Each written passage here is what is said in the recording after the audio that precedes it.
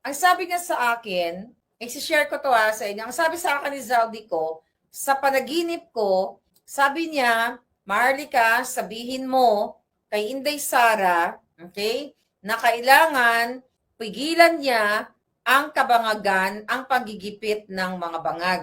Dahil hindi siya pauupuin kahit sa 2028. Kapag nag-survive si Bangag sa 2028, sabi ni Zaldico sa panaginip ko, malabong matatanggal natin siya. Kasi yun talaga ang plano nila ni Romualdez. At sa panaginip ko, sinabi ni Zaldico, right? Kaya sa panaginip ko, ang sabi ko kay Zaldico, nasaan ka? Nasa Portugal ka ba? Hindi, wala ako doon, Miss Maharlika. Nasa Paris ka ba? Wala rin ako doon. Kaya doon sa panaginip ko, sinabi niya na wala siya sa Europa.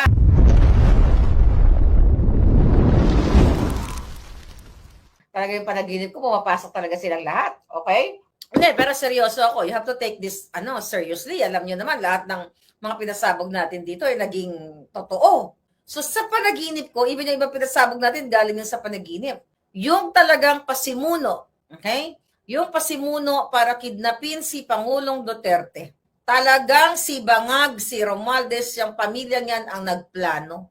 Kasi tama talaga yung sinabi ko sa inyo na tatanggalin ang mga Duterte sa political spectrum. Kaya makinig kayo, Day, Inday Sara. Ito, panaginip ko to, Day, ha? Makinig kayo sa lahat ng nagmamahal sa bayan. Magiging Marcos 2.0. Kaya pala dito sa Los Angeles, meron ko inatinanong bangag-bangag pa ako, no? Mga bangag supporter pa ako. Dito lang yung mga naging kaibigan ko. Pero syempre, buisit na sila sa akin ngayon dahil nga minumura ko na yung putang inang botomesa na si Bangag Jr. Kaya pala, kung babalikan nyo yung aking mga pictures nung nakaraan, although tinake down na ng mga bagag yung Maharlika na may to Facebook na more than 1 million subscribers. So, ang nangyari doon, ang kanilang karatula, Marcos 2.0. Hindi ko na-realize siya noon. Akala ko lang Marcos 2.0 as president. Pero ang plano nila, sabi ni Zaldico sa panaginip ko, Marcos 2.0. Sabi sa akin, Maharlika, you have to tell to your viewers na Marcos 2.0 is hindi sila aalis sa pwesto. Tagayahin nila ang tatay nila, i-impeach Inday Sara, itatry pa rin nila. Then, babaguhin pa rin nila, magta-charter change pa rin sila bago mag-20. Yan ang sabi ng panaginip ko. Kaya kayong mga abogado, kayong magagaling, kayong may power, kayong may pera, na ngayon pa lang, okay? Kailangan ninyong lumabas at magsabi kung ano talaga ang stand nyo. There's no time for you guys na maglaro-laro.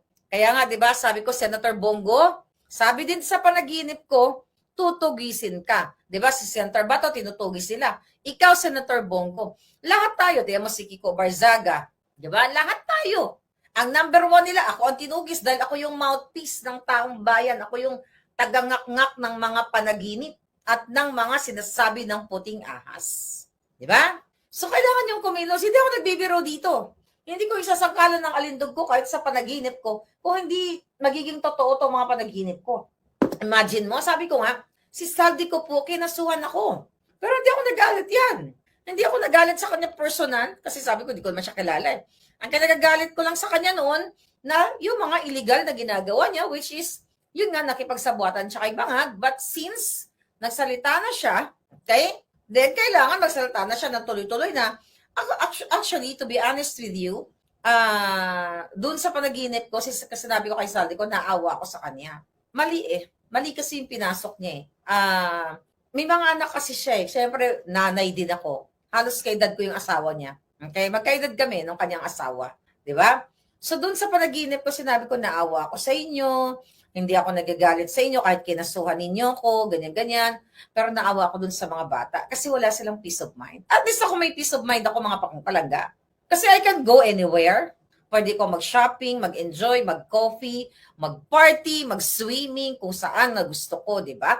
Pero look at Zaldico. Kaya sinabi ko yun sa kanya, sa panaginip ko. Kasi ko naawa ako sa iyo kasi nagkamali ka ng inaniban. Pero hindi ko rin siya masisisi kasi hawak ka sa liig. 'Di ba? Marahil kung si Zaldico ay hindi pumayag sa mga gusto ng mga bangag, ay baka sinira na siya noon pa. So, kumbaga hostage siya, wala siyang choice. 'Di ba? So, yun lang ang sinasabi ko. Nanaawa ako kasi sa kanya kasi may mga anak siya. Mas bata pa sa kanya yung mga anak niya. Ako malalaki na yung anak ko eh. Ang mga anak ko, pag nababasa yung mga sinasabi sa akin, they know na yun ay mga kajotahan lang, kasinungalingan lang. Kasi wala naman kaming perang mali-maleta. Okay? So, yun yung pagkakaiba ko kay Zaldico. Kaya, sana, sa panaginip ko uli, kakausapin ko siya na you have to straighten up your life, especially sa mga anak mo. Diba? Tama yung ginawa niya. Okay? Tama yung ginawa niya. Sinabi niya na ang magnanakaw ay si Marcos Jr., ang magnanakaw ay si Sandro Marcos, yun, insertions, maleta, alam nyo na yan. Di ba? Itodo niya ng lahat at i-redeem niya yung sarili niya. Yeah? Kung ano man yung nakuha niya, isoli niya. Sabi ko nga, panatilihin niya na lang kung anong meron siya. But again, hindi siya magiging absuelto dito. Kaya sa susunod kong panaginip, Zaldico, okay, makipag-cooperate ka na lang. Not sa mga bangag, okay? I challenge you. Mag-VPN ka, mag-interview tayo. Ibuhos mo lahat. Sabi ko, wala akong galit sa'yo na eh. Di ba? Wala na akong galit doon sa ginawa mo kasi, kumbaga na-redeem mo na nung in-expose mo ang mga bangag. So, hindi ikaw ang pinakautak ng pagnanakaw, kundi ikaw ay ginamit nila.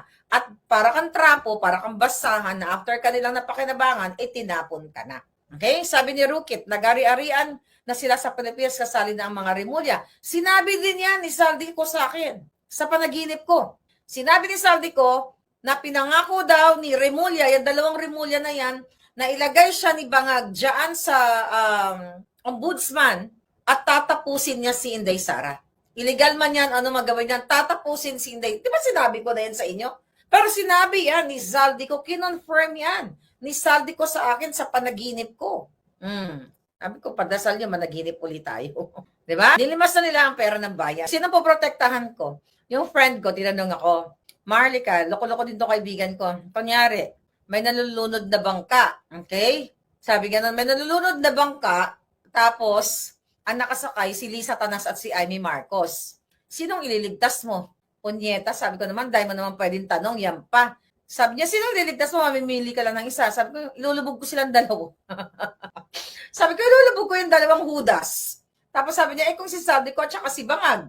Sabi niya, kung si Zaldico na nalulunod at si Bangag, kasi kinasuhan ka ni Zaldico. Sabi niya, si Bangag, hindi ka kinasuhan pero gumamit ng proxy, sinong ililigtas mo? Sabi ko, ililigtas ko si Zaldico. Okay? Ililigtas ko si Zaldico, ilulubog natin si Bangag. Kasi yung kaso kay Zaldico, hinaharap ko naman yan eh. Okay? No, ililigtas ko si Zaldico. Pag si Bangag tsaka si Zaldico, ililigtas ko siya. Bakit? Ay marami pa siyang pwedeng i-release. Di ba? Marami pa siyang pwedeng i-release. Katulad ng ginagawa dyan sa mga mag-asawang Diskaya. Tatanungin niyo ako, sinong ililigtas ko? Si Diskaya mag-asawa o yung mga hayop dyan sa Kongreso? Ililigtas ko yung Diskaya kasi hindi sila yung pinakamagnanakaw eh. Di ba? Ang ilulubog natin, katulad niya yan, si Garjola, di ba? Sino pa yung mga dyan? Momo, lahat yung mga in-expose ko sa inyo. Sabi ni Maria, wag ka mabangungot, ma'am. Si Trillanes talaga kasabwat ni Bangag. Okay? Senator Bato, Senator Bongo, yan si Trillanes talaga ang nakikipagkasabwat ni Marcos Jr. At yan ang alamin nyo, na si Trillanes ay mayroong ginagamit, okay, na pass. Di ba? Meron yan. Sinabi doon sa panaginip ko, mga kababayan, ito okay? Panaginip to okay, panaginip. Sinabi doon sa panaginip ko na si Trillanes ay may papers parang envoy. Katulad ng ginawa kay, sino yon? Si Michael Ma. Di ba si Michael Ma, special envoy to China, pero walang black and white. Si Trillanes pag nagta-travel, ayon sa panaginip ko, ay binibigyan ng may hawak siyang papeles, I don't know, envoy ba yon? Na parang part siya ng government, pero undeclared. Para magawa niya yung inuutos ni Lisa Tanas at ni Bangag. Okay? Di ba? So yan. So yan ang alamin ninyo, mga abogado dyan. Hanapin nyo yan. Tignan ninyo yung mga travel history ni Trillanes kasi yan yung sinasabi sa panaginip ko eh. Yung mga puting ahas ko, 'Di ba? Pumapasok na sa panaginip ko. At by the way, sinabi pala ni Zaldico sa akin, sa panaginip ko, tapos yung panaginip namin para kaming nasa Thailand yung location. Malay mo, nandun si Zaldico. Pero wala siya sa Europa. Wala sa dyan. Okay? Wala sa dyan sa Portugal. Sa panaginip ko, malay mo. Di ba? Sabi ko sa'yo, alam ko actually kung nasan si Zaldico. Pero hindi ko sasabihin. Di ba? May Intel Fund, yung mga jutang genimes na yan. Bakit hindi bakit speculation lang ang ginagawa ni Rimulya? Bakit? Ngayon, makinig kayo. Kaya mag-abang kayo dito sa mga susunod na panaginip ko. Kasi sabi ko kay Saldi ko dun sa panaginip ko, lagi kang pumasok sa panaginip ko para mahaba-haba yung tulog ko. Kaya sabi ko nga, wala siya doon. Wala siya sa Portugal. Yung mga nagpa-interview doon sa bilyonaryo, yung chismosa doon, huwag kayo magpapaniwala doon. Okay? Parang may inggit lang yun, parang marites lang yun. Napanood ko yung babae doon. Wala po si Saldico sa Portugal, wala siya sa Europe. Gusto niya ba sabihin ko kung nasaan? O, isolin niyo muna yung mga lemaleta, mga bangag, ibigay niyo sa taong bayan. Sasabihin ko sa inyo kung nasaan. Malay niyo. Pero hindi ko sasabihin yun. Over my alindog. Ngayon pa na pumapasok na si Saldico sa panaginip ko.